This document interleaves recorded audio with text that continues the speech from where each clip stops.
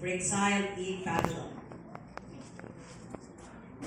7 years, Persia, Judah returned. Esther became queen of Persia. I crown you, Esther, to be my queen. Hail Queen Esther! Hail Queen Esther! Hail Queen Esther! Ezra taught the people.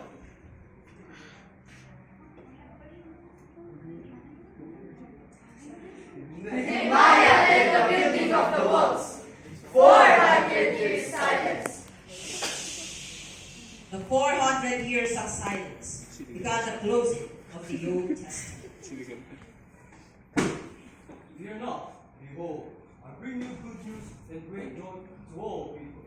For this day, in the city of David, there has been born for you a Savior, who is Christ the Lord. And this will be a sign to you. You will find a baby wrapped in swaddling clothes and lying on a manger.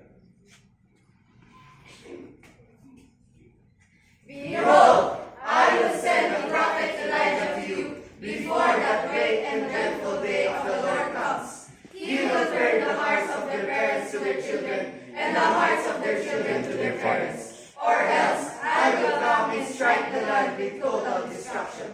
John the Baptist.